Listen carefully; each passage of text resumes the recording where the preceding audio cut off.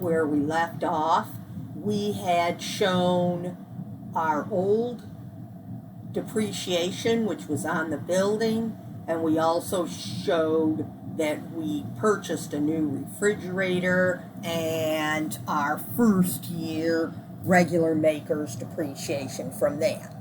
We also mentioned that you're not allowed with a rental to use Section 179 expensing. So this part up here should be blank, and we have not used in this class the Part 2 special depreciation, so that would be left blank as well. So you will have your old depreciation on line 17 all added up, and then anything new that you bought during the year would go here in Section B and be calculated out. Then we totaled that up, and it was 3779. The second page, of course, is where we're going to put our vehicle stuff. Do you have evidence? The answer better be yes. Is the evidence written? The answer better be yes. Okay? Then you look and see, do you use the vehicle more or less than 50% in the qualified, in the rental business. If it's used more than 50%, you're going to put it up here on line 26. If it's less, then you put it down on line 27.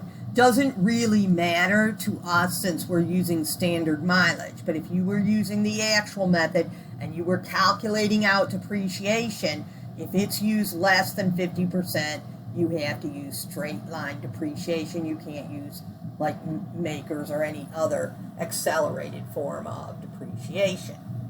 So here we had the 280. We said that was 500 miles that we put on the year times 0.56, so that was 280. So we have 500 of business miles. We'd have to find out how many commuting miles going back and forth to an office if there is one. We can't count those as, calculating out our standard mileage, but they want to know. So maybe you put in 1,000 miles going back and forth to the office. Not to the rental house, but to some kind of office. Line 32, total other personal, so going to the grocery store and stuff like that. And maybe you got 10,000 miles on that. Okay, so our total that we've driven is 11,500. Now, if you take the business miles, the 500 miles, and you divide it by the total miles, 11,500, then you get that we are using the vehicle 4%.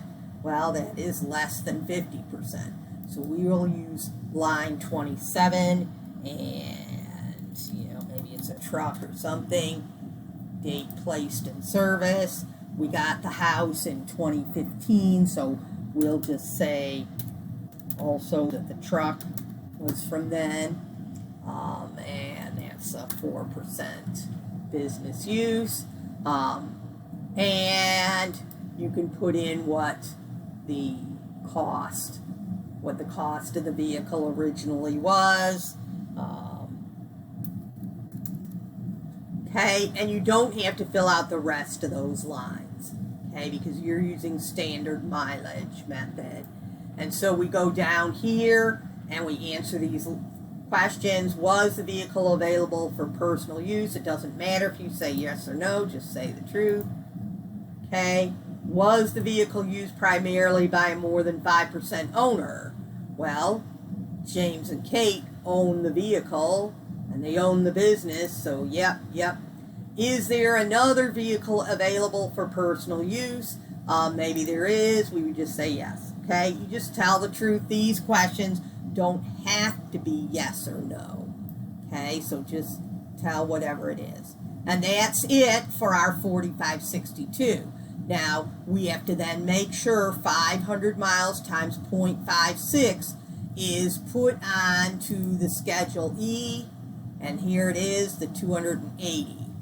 And we also have to look at the total depreciation here on line 22, 3779, and that's going to go on our depreciation line 18, 3779.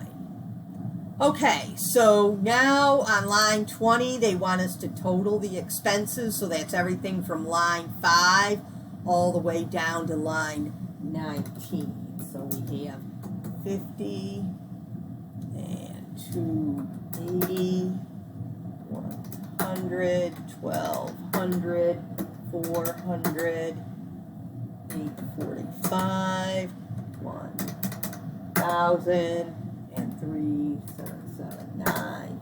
That's 7654.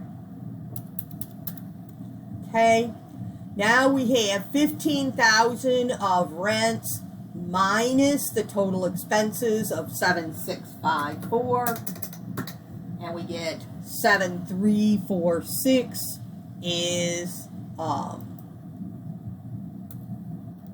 and that's a positive number. Our rental income is more than our expenses, so that is a positive rental income. If it's a loss, you have to do certain things, okay? And we need to file Form 8582 if it's, especially if it was a loss, we would have to file for 8582 to see how much of the loss we can do. All right, so let's say for the moment that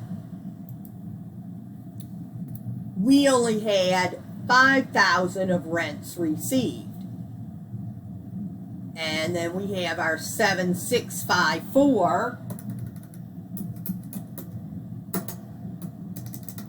expenses. So then that gives us here, okay, minus, and we put that in parentheses, 2654.